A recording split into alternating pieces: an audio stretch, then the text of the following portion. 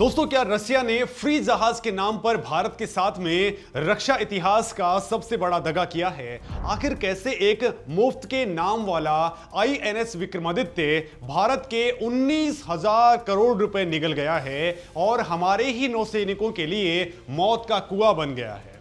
पर्दे के पीछे उस डील में ऐसा क्या छिपा था जिसने भारतीय नौसेना को सालों तक बंधक बनाए रखा? आखिर ऐसा क्या हुआ है कि भारत को डिलीवर किए गए 62% मिग 29 के इंजनों को सीधे कचरे के डिब्बे में डालना पड़ा? क्या यह कोई मामूली तकनीकी खराबी थी या फिर कोई ऐसी भयानक साजिश जिसने रातों रात भारत को फ्रांस के साथ में 63,000 करोड़ रुपए की राफेल एम डील साइन करने पर मजबूर कर दिया? दोस्तों, रसिया यूक्रेन युद्ध के बीच में वो इकलौती फैक्ट्री अचानक से बंद हो जाती है जिस पर भारतीय नौसेना की सांसें अटकी हुई थी। अगर उस दिन भारत ने अपना टॉप सीक्रेट स्वदेशी propulsion प्लान एक्टिवेट नहीं किया गया होता तो आज हमारे अरबों डॉलर के युद्धपोत समंदर के अंदर सिर्फ लोहे का कबाड़ बन चुके होते। जिन समुद्री इंजनों की तकनीक देने के अंदर अमेरिका और रसिया जैसे सुपर पावर्स नखरे दिखाया करते थे, आखिर कैसे भारत की भेल और भारत फोर्ज ने रातों रात उसे अपने दम पर बना डाला है? 40 मेगावाट के इन इंजनों के अंदर आखिर कौन सी ऐसी स्वदेशी इंजीनियरिंग इस्तेमाल की गई है जिसने रातों रात विदेशी कंपनियों का अरबों डॉलर का धंधा चौपट कर दिया है? भारत ने ऐसा कौन सा silent killer propulsion ecosystem develop कर लिया है जो ड्रैगन के स्ट्रिंग ऑफ पर्ल्स को उसी के गले का फंदा बनाने वाला है? और आईएनएस विक्रांत की अपार सफलता के बाद आखिर आईएनएस विशाल यानी कि IAC-2 की 50,000 करोड़ की फाइल क्यों अटकी पड़ी है? नमस्कार दोस्तों, मेरा नाम है मुकेश और आज इन सभी सुलगते सवालों के जवाब आपको इस वीडियो के अंदर मिलने वाले हैं, क्योंकि आज हम जिस सच्चाई से पर्दा उठाने वाले हैं वो भारत की समुद्री ताकत का वो सीक्रेट है जिसे दुश्मन देश कभी भी पब्लिक डोमेन के अंदर नहीं देखना चाहेंगे। दोस्तों, ये कहानी सिर्फ वेपन्स की नहीं है, ये कहानी है एक देश की उस जिद की, उस जुनून की जिसने अपनी सबसे बड़ी कमजोरी को अपना सबसे घातक हथियार बना लिया है। दोस्तों, शुरुआत करते हैं साल 2004 से, जब ग्लोबल डिफेंस मार्केट के अंदर एक ऐसा दांव खेला गया जिसने भारत की रणनीतिक सोच को हमेशा के लिए बदल करके रख दिया। रसिया ने भारत को अपना पुराना कीव क्लास क्रूजर एडमिरल गोर्श को एकदम फ्री के अंदर ऑफर किया।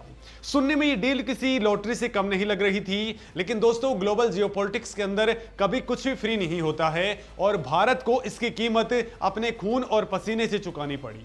शर्त यह थी कि इस फ्री जहाज का रीफिट और आधुनिकीकरण रसिया के ही शिपयार्ड के अंदर होगा, जिसका शुरुआती खर्च $954 मिलियन बताया गया। इसके साथ ही दोस्तों, एयरविंग और कॉम्बैट सिस्टम के लिए $1 बिलियन और मांगे गए। भारत ने सोचा कि कुछ सालों के अंदर एक शानदार एयरक्राफ्ट कैरियर मिल जाएगा, लेकिन दोस्तों इसके बाद में जो कुछ हुआ वो रक्षा इतिहास का सबसे बड़ा स्कैम साबित हुआ। 2008 के अंदर जिस जहाज को डिलीवर होना था वो 5 साल लेट हो गया और साल 2013 के अंदर ये जहाज भारत को मिला। तब तक इसकी कीमत $954 मिलियन से बढ़कर के $2.35 बिलियन यानी कि लगभग 19,000 करोड़ रुपए के पार जा चुकी थी। रसिया ने भारत को एक ऐसे ट्रैप के अंदर फंसा लिया था जहां से पीछे हटने का मतलब था हजारों करोड़ रुपए का नुकसान होना। दोस्तों, भारत को मजबूरी में पैसा देना पड़ा, लेकिन असली खौफनाक कहानी तो जहाज के भारत पहुंचने के बाद में स्टार्ट होती है। दोस्तों, जिस आईएनएस विक्रमादित्य को समंदर का सिकंदर बनाना था वो नौसैनिकों के लिए एक चलता फिरता टाइम बॉम्ब बन गया। जैसे ही ये जहाज रसिया से भारत के लिए निकला, रास्ते में ही इसके प्रोपल्सन सिस्टम के अंदर भयंकर ब्रेकडाउन हो गया। दोस्तों, तब रसिया ने बेशर्मी से इसका इल्जाम चाइना के लोकल पार्ट्स के ऊपर लगा दिया, जिससे चाइना ने तुरंत नकार दिया। लेकिन दोस्तों, ये तो सिर्फ एक शुरुआत थी। भारतीय बेड़े के अंदर शामिल होने के बाद में इस जहाज पर हादसों की ऐसी लाइन लगी जिसने नेवल कमांडर्स की नींद उड़ा दी। दोस्तों, जून 2026 के अंदर कारवार नेवल बेस के ऊपर रूटीन मेंटेनेंस के दौरान एक जहरीली गैस लीक हुई जिसमें हमारे 2 जाबाज नौसैनिक शहीद हो गए। दोस्तों फरवरी 2017 के अंदर एक हाइड्रोलिक फेलियर के चलते मिग 29K को मैंगलोर एयरपोर्ट के ऊपर इमरजेंसी लैंडिंग करनी पड़ी। अप्रैल 2019 के अंदर बॉयलर रूम के अंदर एक भयंकर आग लगी जिसमें एक ऑफिसर की जान चली गई और 7 लोग बुरी तरह से झुलस गए। दोस्तों नवंबर 2020 के अंदर एक MiG 29K UB trainer jet अरब सागर के अंदर क्रैश हो गया और कमांडर निशांत सिंह शहीद हो गए। जुलाई 2022 के अंदर फिर से सी ट्रायल के दौरान जहाज के अंदर आग लग गई और दोस्तों ये कोई मामूली घटना ही नहीं थी, ये साफ दिखा रहा था कि पुरानी सोवियत तकनीक को जुगाड़ से जोड़ करके भारत को थमा दिया गया था। लेकिन INS विक्रमादित्य की सबसे बड़ी बीमारी उसका एयर विंग था। भारत ने इस जहाज के लिए 45 मिग 29K फाइटर जेट्स खरीदने पर 10,000 करोड़ रुपए से ज्यादा पानी की तरह बहा दिए। लेकिन दोस्तों जब 2016 के अंदर CAG की रिपोर्ट सामने आई तो देश के रणनीतिकारों के पैरों तले जमीन खिसक गई। रिपोर्ट में खुलासा हुआ कि इन जेट्स की सर्विसेबिलिटी सिर्फ 21% से 47% के बीच में है। इसका सीधा मतलब यह था कि अगर आज युद्ध छिड़ जाए तो हमारे आधे से ज्यादा फाइटर जेट्स उड़ान भरने लायक ही नहीं थे। दोस्तों असली विलेन था इन जेट्स का RD-33M के इंजन। ये इंजन हवा के अंदर अचानक से बंद हो जाते थे।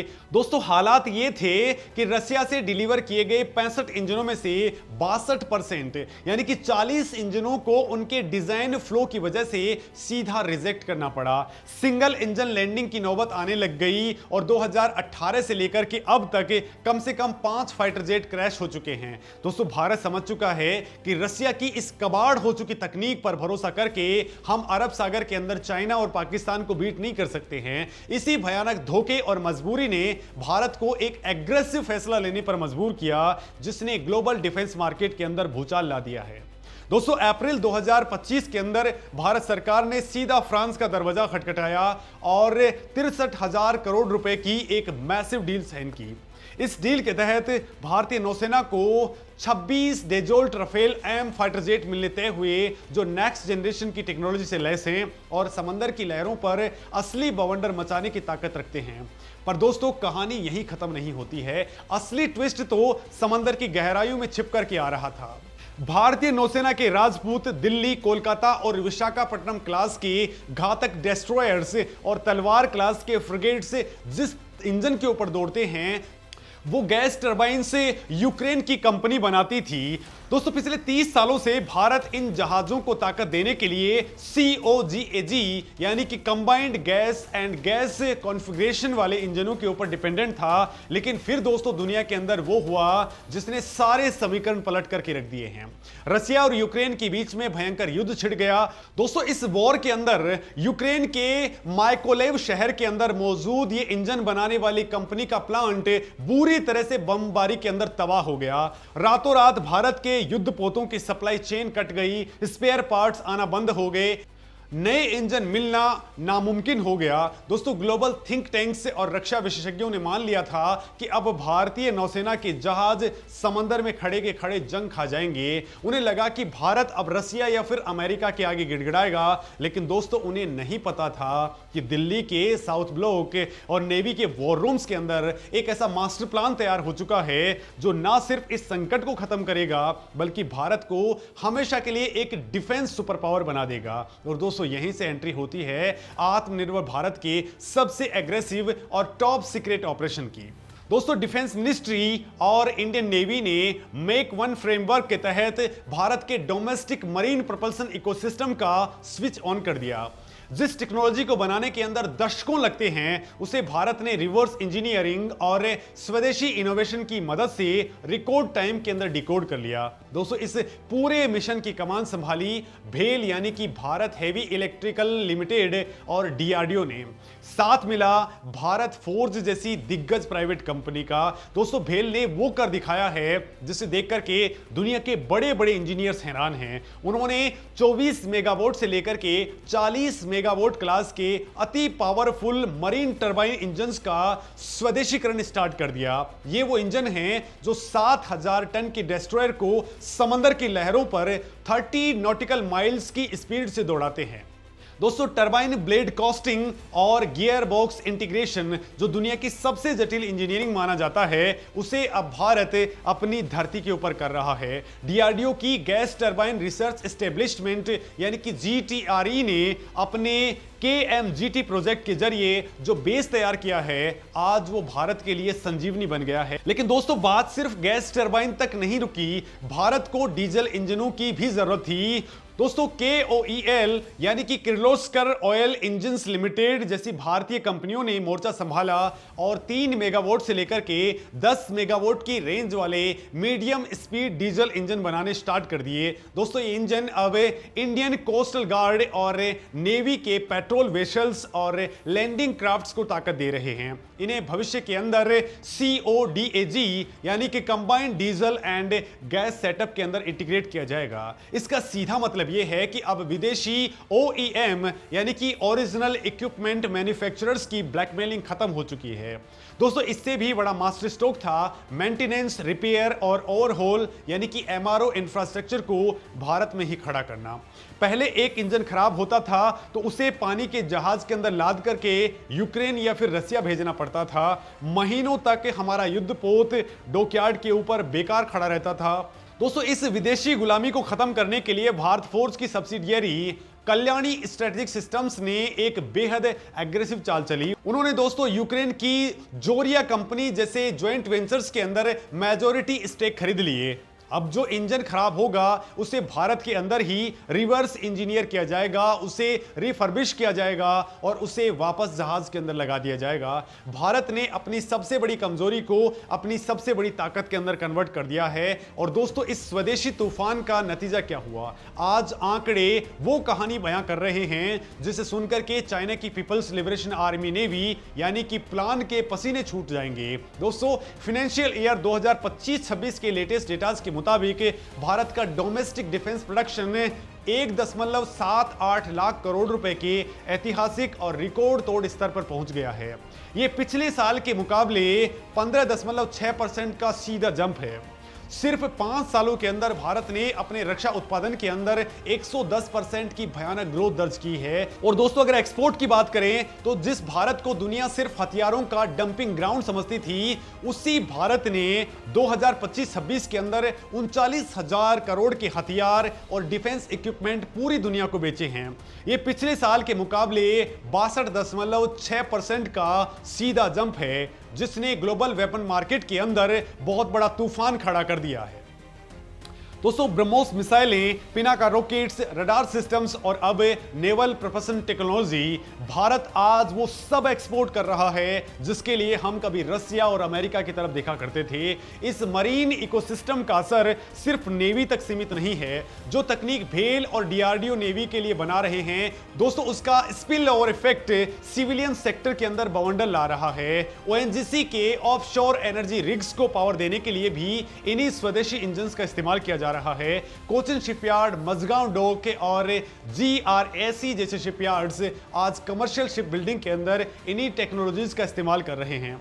दोस्तों रक्षा के अंदर लाया गया 1 रुपया आज भारत की ओवरऑल इकोनॉमी के अंदर 4 रुपए की वैल्यू क्रिएट कर रहा है। अब जरा सोचिए, जब ये सब कुछ हो रहा है तो हमारा सबसे बड़ा दुश्मन चाइना क्या कर रहा है। तो दोस्तों चाइना के पास में हजारों की तादाद के अंदर यानी कि भारत से भी ज्यादा जहाज मौजूद हैं। ये बिल्कुल सच है। चाइना हर महीने समंदर के अंदर नए डिस्ट्रॉयर्स और सबमरीन्स उतार रहा है। लेकिन दोस्तों चाइना की सबसे बड़ी बीमारी भी यही प्रोपल्शन टेक्नोलॉजी है।